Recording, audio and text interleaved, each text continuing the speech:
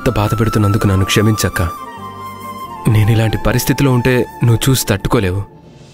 అందుకే నేను నీకు కనిపించలేదు.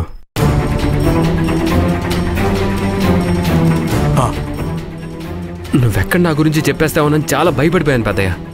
చాలా థ్యాంక్స్ బాబు.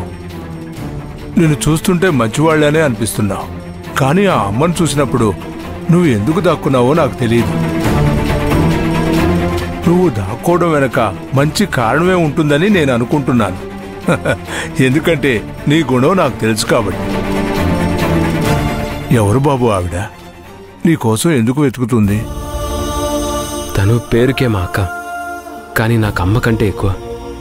ఏంటి బాబు, ఆ అమ్మాయి నీ సొంత అక్కనా? అవును పెద్దయ్య, నేనంటే ప్రాణం ఇచ్చే మా అక్క.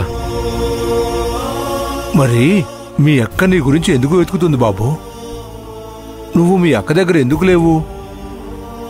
అంటే నీకంటూ ఒక కుటుంబం ఉంది, కానీ నువ్వే వాళ్ళకు దూరంగా వచ్చేసావన్నమాట. అవును పెద్దయ్య, నేనిప్పుడు మా ఇంటికి వెళ్ళలేని పరిస్థితి. అంత కష్టం ఏమొచ్చింది బాబు?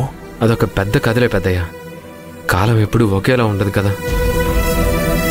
నేను ఆ ఇంటికి దూరంగా ఉంటేనే ఆ ఇంట్లో వాళ్ళందరూ సంతోషంగా ఉంటారు. అందుకే నేను బయటకు వచ్చాను.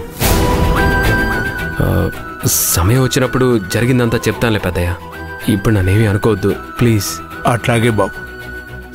కానీ నీ గురించి మీ అక్క అడుగుతున్నప్పుడు ఆమె కళ్ళల్లో నీపై ఉన్న ప్రేమను చూశానయ్యా. చెప్పాను కదా పెద్దయ్య, పేరుకే మా అక్క కానీ ప్రేమకి మా అమ్మ కంటే ఎక్కువని. మా అక్క నన్ను ప్రేమించే దాంట్లో నేను మా అక్కని ప్రేమించేది ఒక 10% కూడా ఉండదు పెద్దయ్య. మా అక్క అంత గొప్పగా ప్రేమిస్తుంది. నన్ను పెంచి పెద్ద చేసింది మా అక్కే.